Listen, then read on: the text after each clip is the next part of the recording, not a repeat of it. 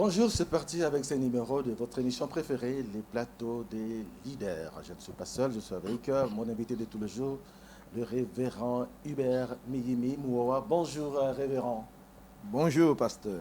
Nous sommes dans la joie de nous retrouver aujourd'hui pour continuer à réfléchir sur les leaderships dans notre pays et dans le monde. C'est une émission auquel nos auditeurs, nos téléspectateurs prennent de plus en plus plaisir parce que vous êtes nombreux à réagir. La fois passée, nous avons parlé du rôle de l'intellectuel chrétien dans une société en crise.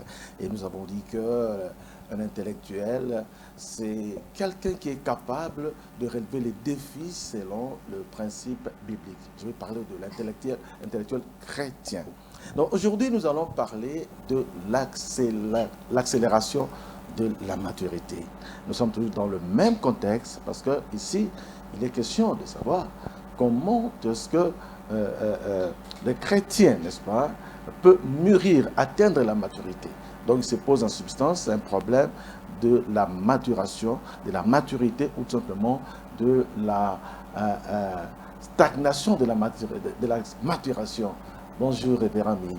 Bonjour, pasteur. Alors, une fois de plus, nous allons parler aujourd'hui de l'accélération de la maturité, mais j'aimerais quand même que, dans la suite de ce que nous avons dit la fois passée, sur le rôle de l'intellectuel chrétien en face, dans une société en crise, est-ce que dans la Bible comme telle, il y a aussi quelques exemples d'intellectuels chrétiens, plutôt des hommes de Dieu, qui ont relevé les défis selon les principes de Dieu?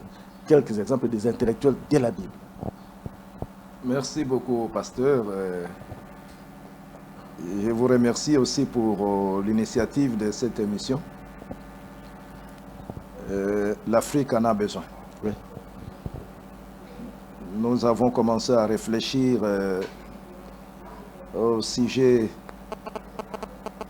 de l'intellectuel chrétien dans son rôle dans une société en crise depuis des années. J'ai retrouvé encore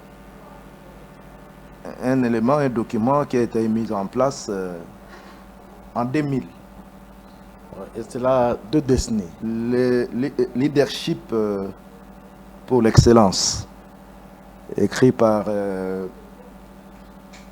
Daniel Bourdané, c'est sous la direction de Daniel Bourdané. À l'époque, moi, j'étais le secrétaire général du groupe biblique universitaire, GBU. C'était de hautes réflexions au sujet des étudiants que nous encadrions il y a plus de 22 ans. Et dans l'un de ses propos, il dit ceci, avant de revenir à votre question là.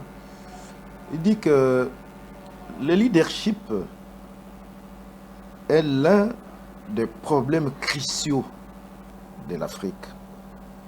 Et en 2000, il a dit aujourd'hui. Et il nous a regroupés pour y réfléchir. Mais curieusement, je pense que ce qu'il a écrit reste encore d'actualité. Absolument.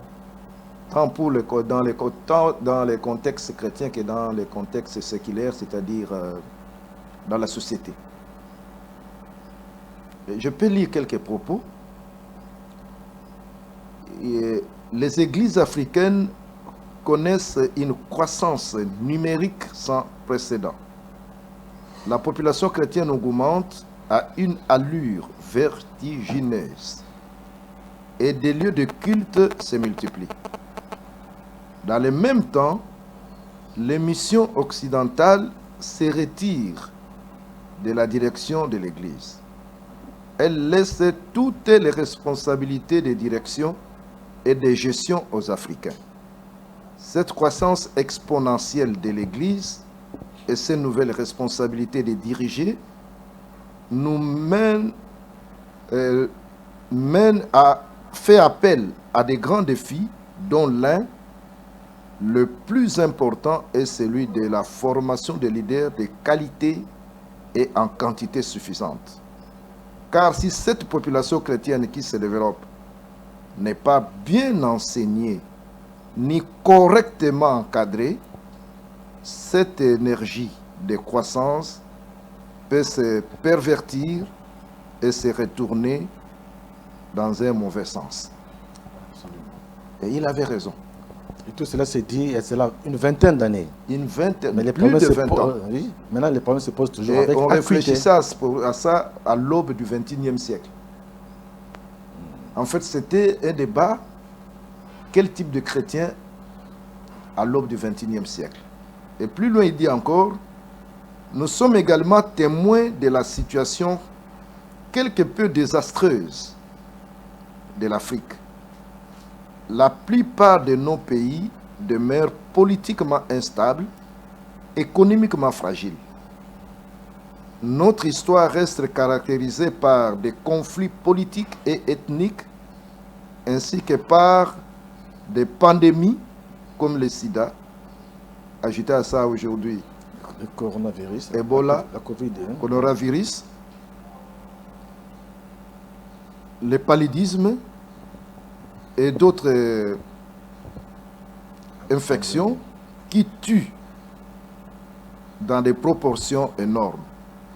La pauvreté et la famine sévissent encore partout. S'il est vrai que plusieurs de ces crises peuvent trouver une explication dans notre histoire marquée par de nombreuses confrontations avec le monde extérieur, nous croyons que le manque de leaders de vision passionnés, capables de communiquer l'espoir, manque de leaders intègres, agissant dans la crainte de Dieu, serait à la base aussi de notre crise. Absolument. Vous voyez un peu? Alors, pour répondre à votre question, celle de savoir si bibliquement parlant, il y a les leaders chrétiens. Oui, les intellectuels. Il y en a beaucoup.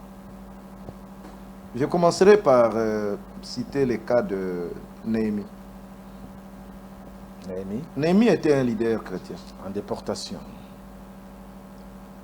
Si nous examinons comment la vision de reconstruire lui est venue, dans Néhémie chapitre 1er, vous verrez que tout est parti de l'écoute.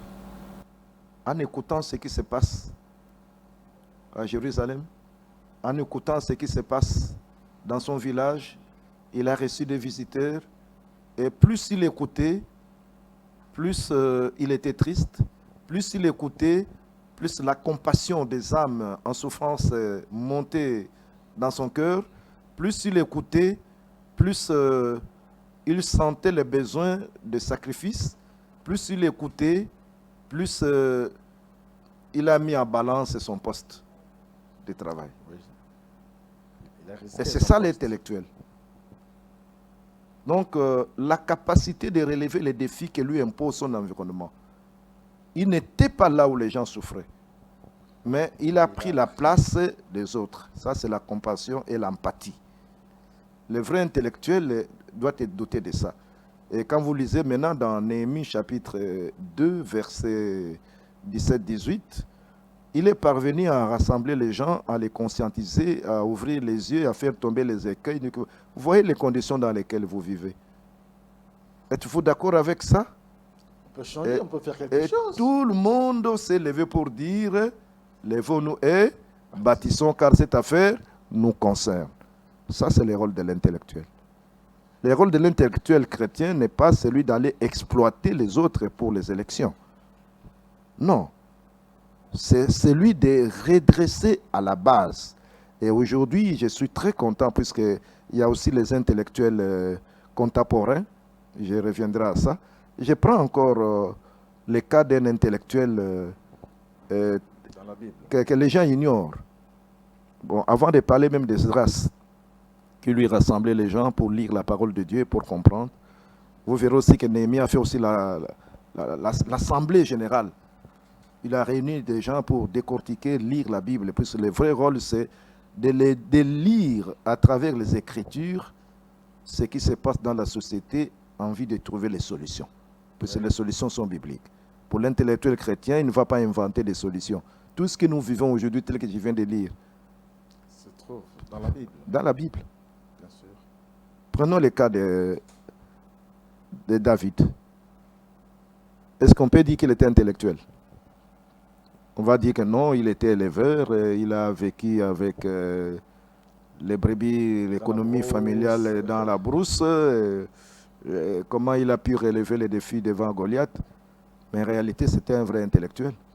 J'ai dit bien, dans la définition, j'ai dit et intellectuel, pas nécessairement celui qui a un gros diplôme. C'est celui qui est capable de relever les défis que lui impose son environnement. David était intellectuel. Il scrute son environnement, oui. Il fait une analyse. Il a écouté, il pose la question, mais qui est cet homme qui est en train de défier l'armée de l'Éternel? Qui est cet homme qui est en train de lancer un défi à l'Éternel des armées? Qui est cet homme? Vous voyez, il a pu relever un grand défi qui a coûté 40 jours à ses contemporains qui se sont comportés comme des enfants. Mais lui qui était mûr, le fils, il est venu relever les défis par l'écoute. Il y a un parallélisme là entre Néhémie et David. Tout part de l'écoute. Tout part de l'écoute. De l'observation de l'environnement. Voilà. Donc tout ce que nous écoutons, aujourd'hui c'est encore clair, nous écoutons à travers la télévision, à travers les médias, les réseaux sociaux. Pour un intellectuel chrétien, quand il écoute tout ça, dans son cœur il doit avoir la passion, la compassion, et dans son cœur il doit être excité pour faire quelque chose, et il peut le faire même sans titre.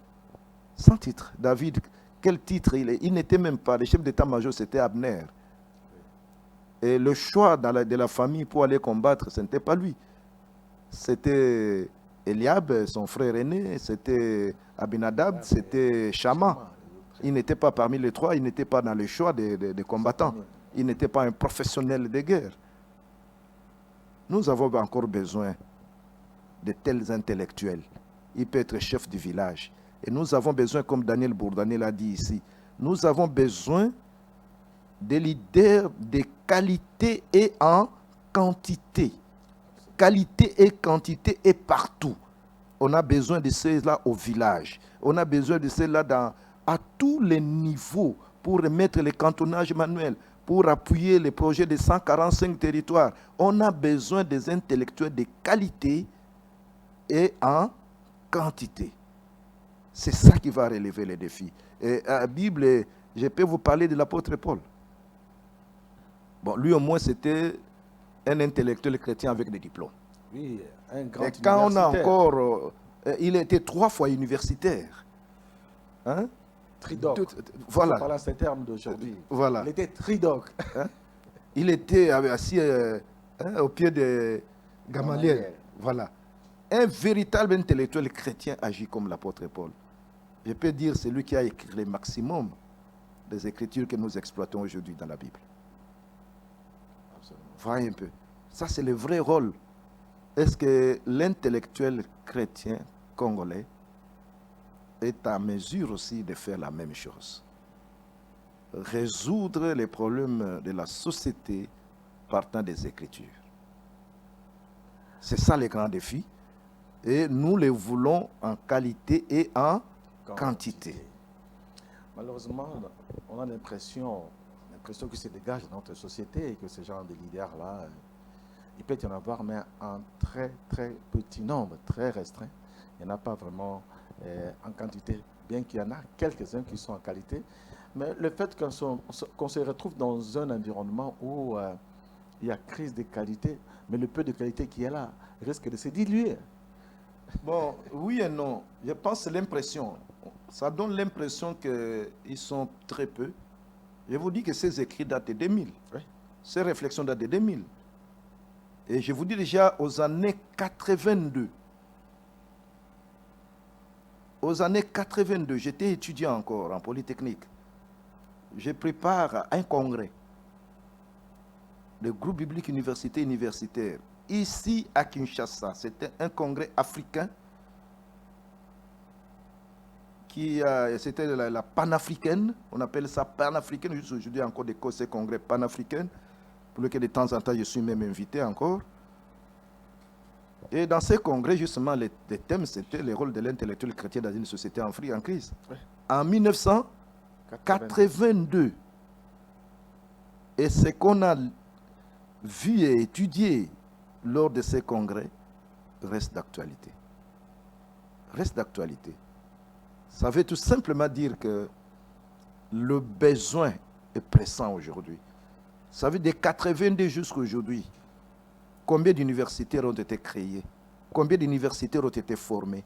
Combien d'universitaires chrétiens compétents existent?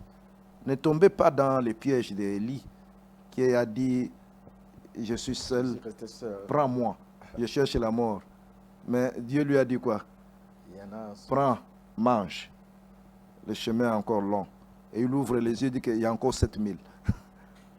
Il y a 7000. Hein? 7000 qui sont cachés. Mais ils sont là, il est question de les identifier. Ils existent. Ils ne sont pas cachés, il faut les identifier. Tout ce qui manque souvent aux vrais intellectuels chrétiens, intègres, honnêtes, puisque aujourd'hui, clairement, Dieu m'a dit clairement ce qui nous manque. Il y a un problème d'hommes honnêtes, intègres et fidèles. C'est tout ce qui nous manque aujourd'hui. Si nous avons ces gens-là à tous les niveaux, à tous les échelons, au niveau de chef de groupement, chef de village, partout, nous pouvons décoller puisque Dieu nous a tout donné. Ça, c'est clair. Et au niveau de l'Église, encore, c'était drame. Ces gens-là existent, mais il manque un peu de zèle. Et souvent, quand on les découvre, à la place de les utiliser, on les prend comme des menaces et on les éloigne. On les élimine. Bon, éliminer ça, je ne confirme pas, mais je sais pour la plupart des collègues ce qu'ils ont fait quand ils trouvent une compétence, à la place de l'utiliser, on l'envoie dans une extension et là, il va commencer l'œuvre lui-même. Bon, c'est comme ça, ça fait aussi bien, il y a plusieurs extensions. C'est une bonne chose, mais je pense qu'à un moment, il faut les regrouper pour de telles réflexions et voir comment les positionner dans tous les niveaux. On ne doit pas rester à la capitale. Néhémie est allé agir où? Au village. C'est un aspect sacrificiel. Est-il possible de prendre les vrais intellectuels chrétiens compétents, les envoyer comme chefs du village? La maison africaine des prières, prendre ça, à mon avis.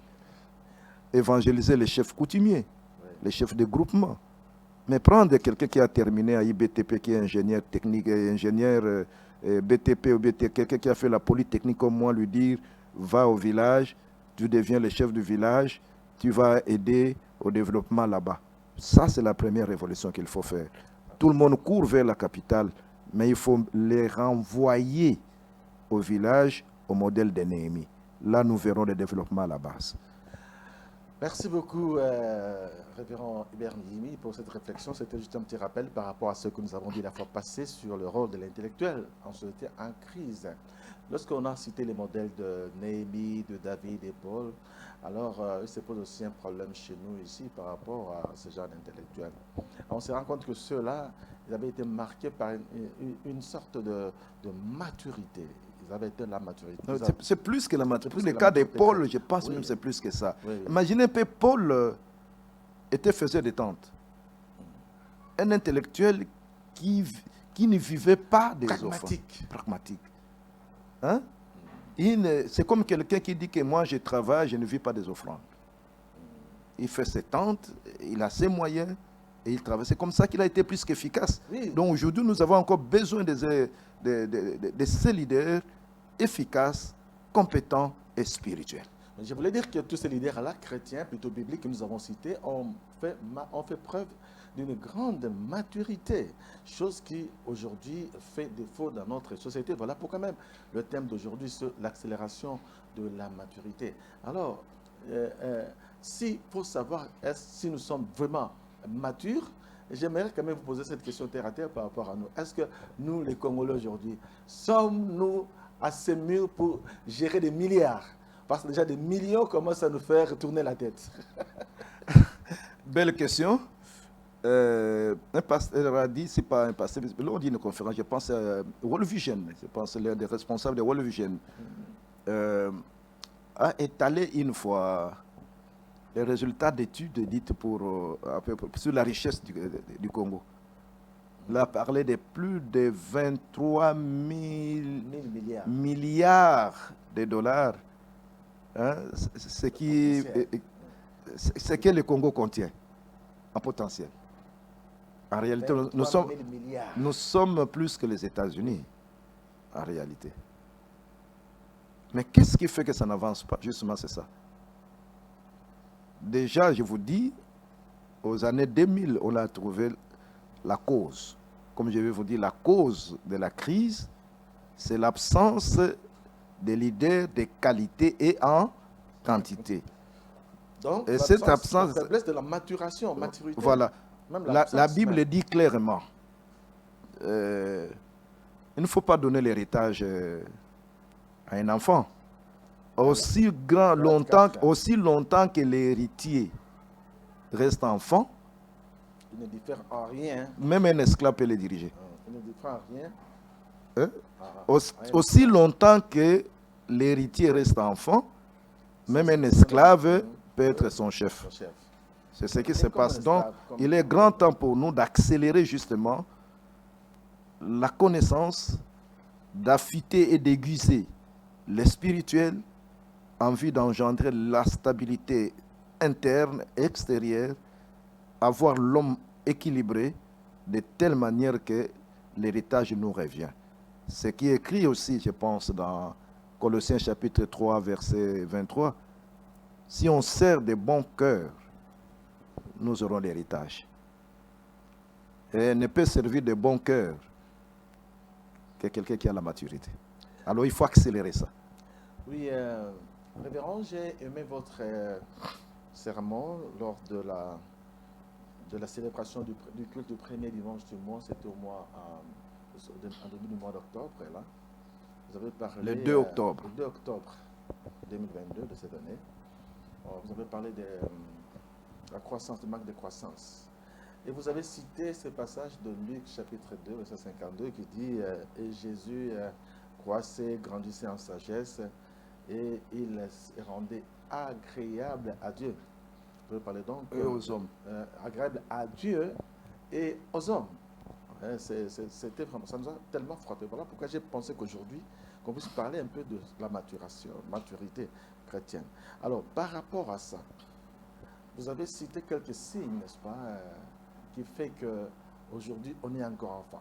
En fait, c'est l'interpellation de notre société où les comportements de gens, leur agissement fait état, renvoie à l'état d'un enfant, quoi. Une situation d'un enfant qui est un peu marquée par une sorte d'irresponsabilité. Alors, aujourd'hui, dans cette émission, j'aimerais savoir qu'est-ce qui fait qu'aujourd'hui, on n'arrive pas à croître, on ne grandit pas. Quelles sont les causes de ces blocages-là au niveau de la maturation, de la maturité dans la société que nous sommes en train de vivre aujourd'hui? Bon, il n'y a plus beaucoup d'images qui me viennent en tête là. Pendant que je pose la question, oui. Commençons par ce que vous venez de donner comme passage biblique. Luc chapitre 2, verset 52. C'est un passage biblique que le pasteur Jacques Angodia aussi a développé dans son église. Oui, parce que nous sommes des chrétiens. Lui qui est chargé des changements de mentalité. En passant, je le salue. C'est très fondamental. Le grand problème, c'est ça. Si la Bible dit que Jésus-Christ, le Seigneur, qui est venu sur la terre pour relever ces défis-là, les défis des manques des leaders, il est venu sur la terre pour commencer un nouveau leadership. Vous savez, la crise sur la terre. Et lui qui est venu, il n'a pas cherché autrement que de prendre la forme humaine. Dieu fait homme. Il était 100% Dieu, il était 100% homme. Et en tant qu'homme, il nous a montré l'exemple. Il dit qu'il grandissait physiquement. La Bible dit qu'il grandissait en stature. En stature et en sagesse. Non, il grandissait en stature d'abord. Premièrement, il faut grandir physiquement. Puisque quand un enfant naît, on lui donne le lait, c'est pour grandir. Donc, c'est Quand la l'enfant ne croissance. grandit pas physiquement, c'est un problème. Parce que la croissance est même. La elle est croissance naturelle. physique, c'est important. Donc il faut bien manger. Là, c'est encore un besoin. Le besoin primaire même de l'homme, le manger, pour qu'il grandisse. Deuxièmement, il croissait, il progressait en sagesse. Donc il ne suffit pas de grandir physiquement, mais il faut aussi grandir en sagesse. Ça fait partie de l'intellectuel, hein? Les cognitifs. Les cognitifs doivent être changés. Les cognitifs doivent embrasser, si pas rencontrer les degrés de croissance physique. Vous pouvez trouver un papa de 60 ans qui agit comme un bébé. Vous pouvez trouver un papa de 80 ans qui agit encore comme un bébé, puisque sa croissance physique en âge ne coïncide pas avec le cognitif dans la manière dont il agit. Donc il y a encore un écart entre son cerveau, le cœur, siège de conscience. Hein? L'écart est encore très grand. Et troisièmement, Jésus grandissait aussi en grâce. La grâce. La grâce fait partie des faveurs que Dieu nous donne, l'assistance spirituelle. La grâce, c'est immérité. Il faut découvrir aussi quelle est la grâce que Dieu a mis en toi. Absolument. Hein? Être intellectuel et avoir la sagesse ne suffit pas. Il faut ces trois-là. C'est comme un avion qui est à trois moteurs. La croissance physique, la croissance en sagesse, puisque la sagesse provient de la crainte de Dieu, de l'obéissance à Dieu, à sa parole, et la crainte de Dieu est le commencement de la sagesse. Dès que tu crains Dieu, tu as grandi, tu es mûr, tu vas découvrir aussi la grâce que Dieu a mis en toi. C'est comme le fruit, celui qui grandit est comme un arbre qui commence à porter les fruits. Et les fruits, ce n'est pas pour soi-même. Tu as déjà vu l'arbre bouffer ses propres fruits qu'il mange? Non. Dès que l'arbre commence à porter le fruit, ces fruits-là sont mis au marché. Au marché, on n'amène pas des arbres. Au marché, on amène les fruits pour servir les gens. Le problème de l'intellectuel congolais dans notre société est que celui qui porte le fruit veut lui-même aussi manger ses propres fruits. Donc il doit se retrouver dans tout ce qu'il est en train de faire. C'est ça justement, c'est ça le problème. Donc si je ne me retrouve pas dans un contexte... Vous avez cité le nom, se retrouver. S'il ne se retrouve pas en train de bouffer les fruits que lui porte, le dossier n'avance pas. Donc là, ça c'est enfantin justement. Ce n'est pas un signe de maturité. C'est pas signe de maturité. Ça c'est pas signe de maturité. Il est en train de déchirer les billets d'argent qu'on lui a donnés. Un enfant de 5 ans, donne-lui le billet de, je ne sais pas, de 20 000 francs. Hein? Le billet de 20 000 francs en monnaie étrangère, même 100 euros, 200 euros. Qu'est-ce que l'enfant va faire avec? Il va mouiller ça dans l'eau, il va déchirer, il va piétiner. Mieux qu'il va faire s'il ne déchire pas, il prend les billets, les premiers passants qu'il voit, il lui donne. Hein? Il donne. C'est ce qui se passe. Hein? Nous ne sommes pas prêts à gérer des milliards à cause du fait que nous soyons encore enfants, d'où le besoin d'accélérer l'identification d'abord de ceux qui sont fils matures, avec l'amour du pays, prêts à des sacrifices, prêts à porter les fruits pour les autres, et prêts aussi eux-mêmes à se sacrifier. Il faut identifier ces gens-là. Hein? Les identifier et puis les former aussi. Les former par les enseignements tels que nous faisons là. L'apôtre Paul dit quoi dans épître aux Colossiens, il dit, Colossiens chapitre 1er, verset 28, hein? Vous pouvez préparer lire ça. Tout ce que nous faisons ici, quel est le but? C'est d'amener l'homme à grandir. Nous voulons présenter l'homme parfait à Christ. Nous voulons que les hommes grandissent. Nous voulons voir les hommes adultes. Faute de quoi, nous ne mériterons pas l'héritage. Oui. Oui. Et Colossiens, dans cette version Bible expliquée, dit ceci. Ainsi, nous annonçons le Christ à tout être humain. Nous avertissons et instruisons chacun avec toute la sagesse possible, afin de rendre chacun spirituellement adulte dans l'union avec le Christ. Voilà. Donc tout ce que nous faisons ici, c'est pour amener les gens, hein, à devenir spirituellement adultes. Spirituellement adultes. Une image me vient là en tête encore en matière de famille. Le mariage est fait pour qui? C'est pour les adultes. C'est ainsi qu'on a fixé l'âge de mariage. Quel est l'âge de mariage dans notre pays? 18 ans. 18 ans. Donc c'est l'âge de maturité. On dit que voilà, quelqu'un est déclaré adulte à partir de 18 ans. Dans d'autres cieux, à 18 ans, tu quittes les parents. À 18 ans, fille ou garçon, Bayo va te débrouiller. Mais chez nous, tu peux trouver des gens en 30 ans, 40 ans, avec des barbes, toujours chez les parents. Et il se marie là, il fait les enfants là-bas, et ce sont les parents qui s'occupent de ses enfants et tout. C'est pas normal. Bon, ça c'est une parenthèse. Mais qu'est-ce que je veux dire?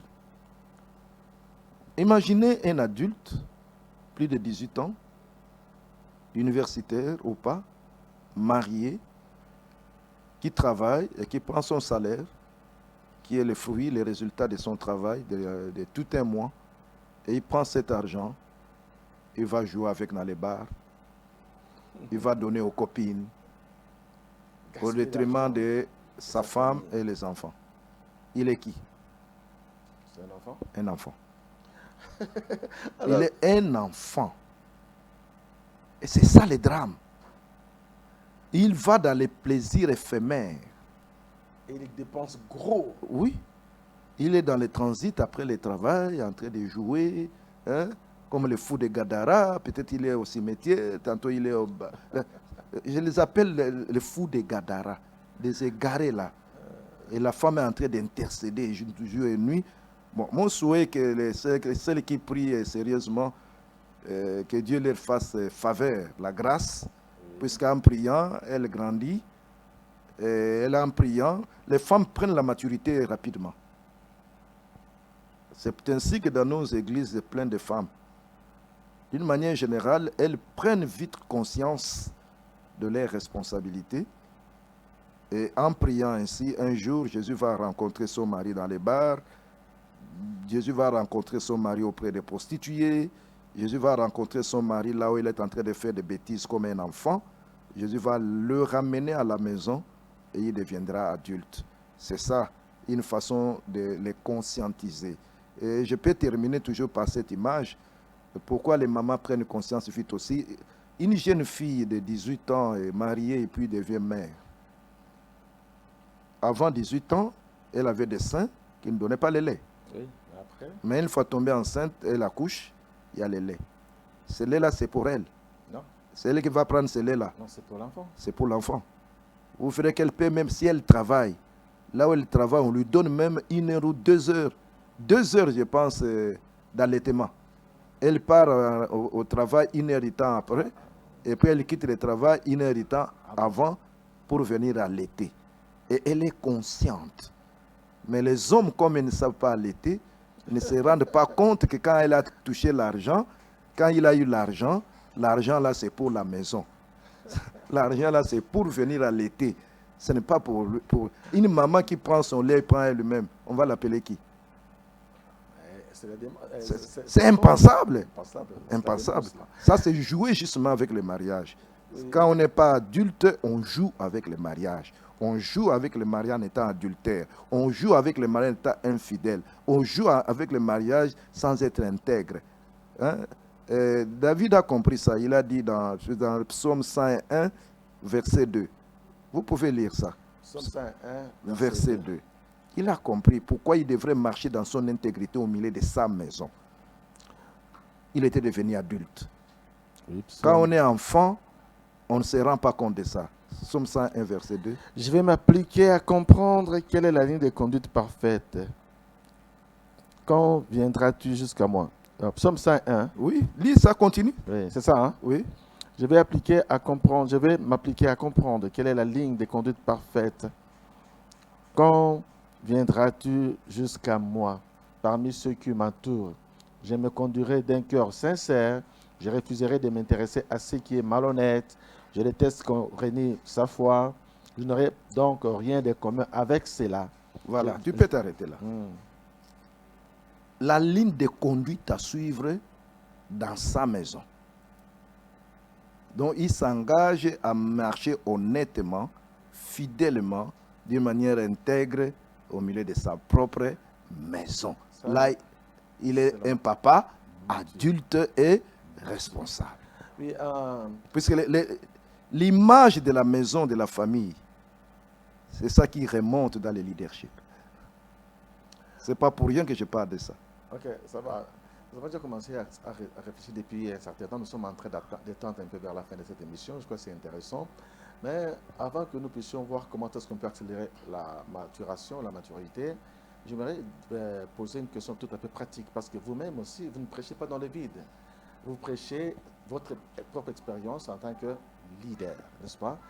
Dans ce pays, vous avez eu plusieurs responsabilités. Vous avez même été mandataire, n'est-ce pas? Je crois que dans votre souci-là de formation, vous avez quand même à faire des conférences pour amener les gens à maturation, à maturité, des colloques, des changements de mentalité. Vous le faisiez. Est-ce que vous pensez que aujourd'hui les Congolais s'intéressent à ce genre d'enseignement? Est-ce que les Congolais veulent vraiment grandir de par votre expérience? Une très belle question. J'aimerais poser cette question-là à son Excellence le coordinateur des changements de mentalité. Est-ce que c'est intéressant? Si Parce qu'il y a des colloques. les Congolais aiment Les l'enseignement dans le but de de se changer transformer ou pas. ou de grandir aussi, parce qu'il y a beaucoup de séminaires, des conférences sur le renforcement des capacités.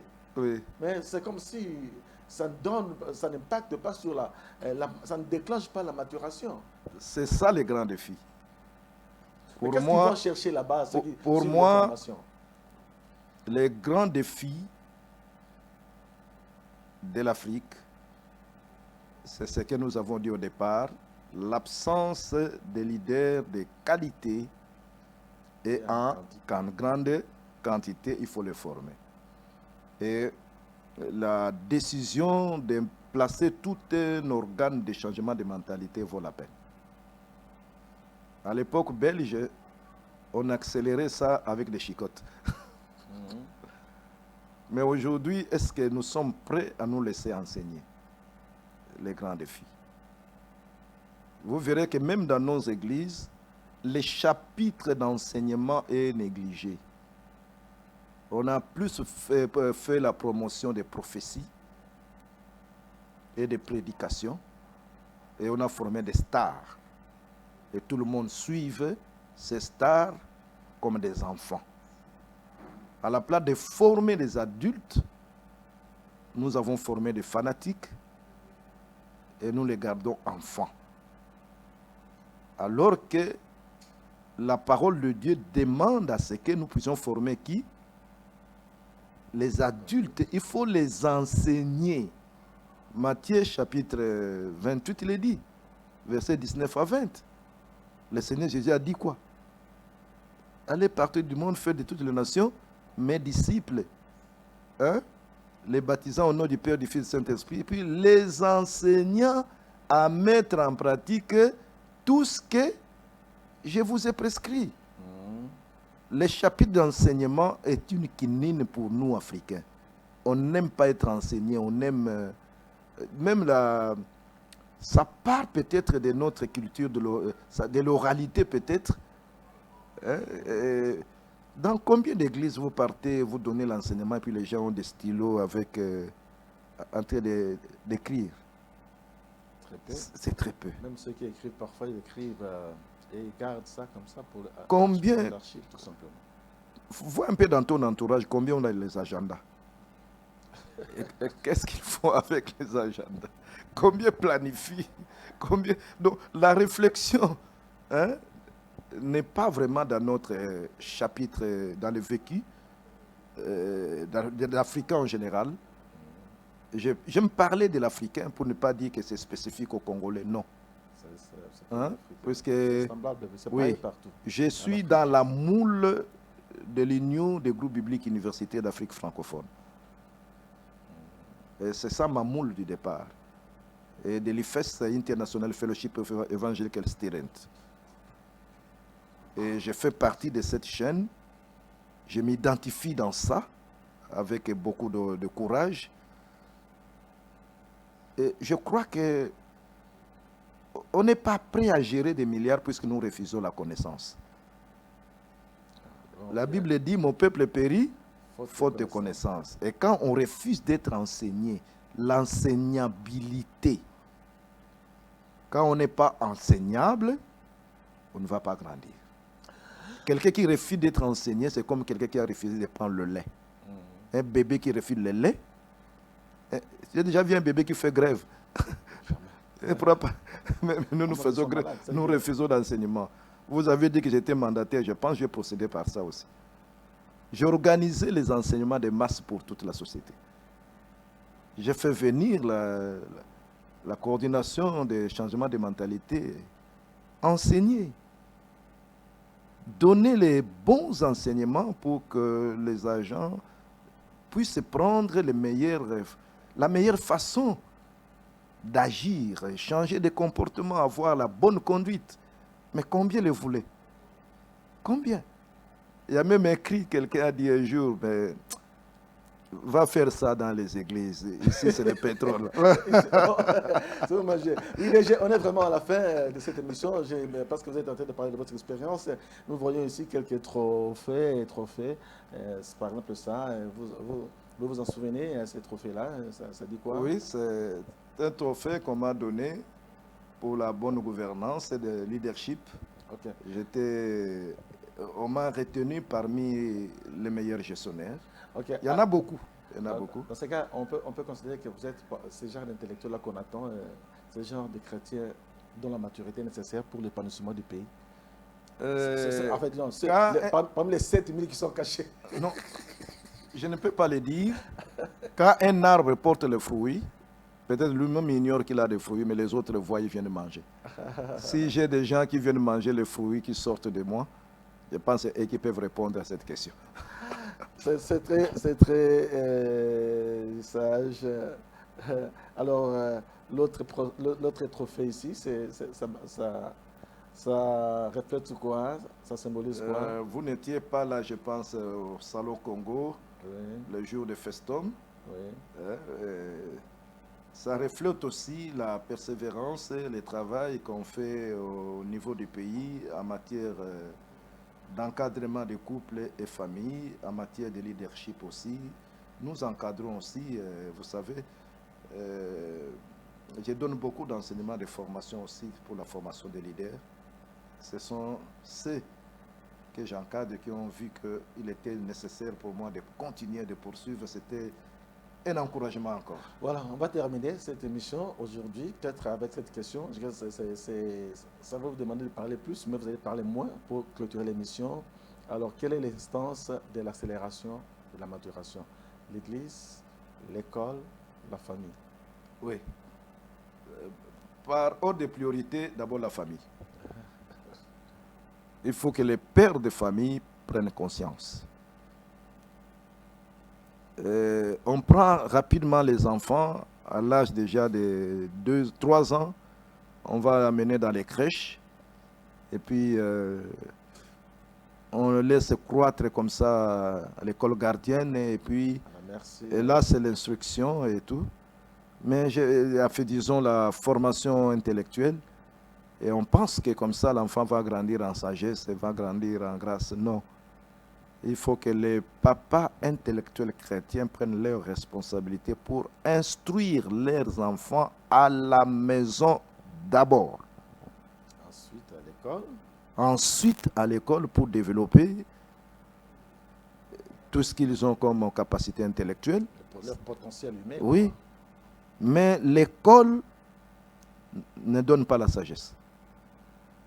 La sagesse, c'est la Bible, c'est la parole, c'est la crainte de Dieu. Là, c'est l'Église. Tu peux devenir un grand docteur, mais voleur. Tu peux devenir un grand ingénieur, mais voleur. On te dit de faire la couche sur la couche de roulement de 10 cm. Et tu mets 3 cm et chaque année, la route s'abîme. Hein? On te met médecin et tu es là pour développer le système d'avortement. Hein? La science sans conscience, hein? Ruine de l'âme. La conscience, là,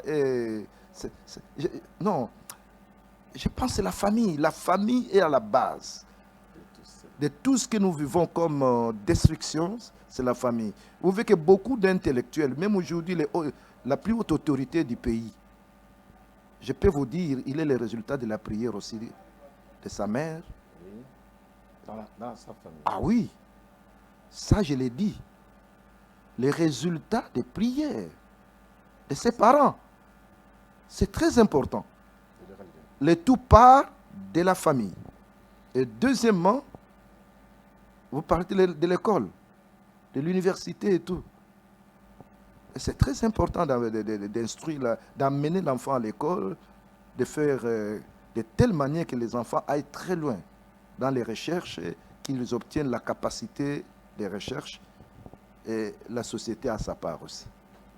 Malheureusement, vous avez beaucoup de choses à nous dire aujourd'hui, mais les temps nous impartis touchent à sa fin. Nous avons parlé aujourd'hui de l'accélération de la maturité. Vous savez que la maturité, c'est le destin de tout être humain. On ne peut pas naître et rester constamment bébé, parce que là, ça va soulever des inquiétudes au niveau même des parents. Ça aussi, ce sont des inquiétudes que nous soulevons au niveau de notre société, où nous vivons une crise parce que tout simplement, il y a des gens qui ne veulent pas grandir. Merci beaucoup, Révérend Hubert Miyimi. Nous allons vous retrouver la fois prochaine. Merci aussi à vous. Prenez rendez-vous pour notre prochaine édition de cette émission, pour la suite de cette émission Plateau des leaders. D'ici là, portez-vous bien.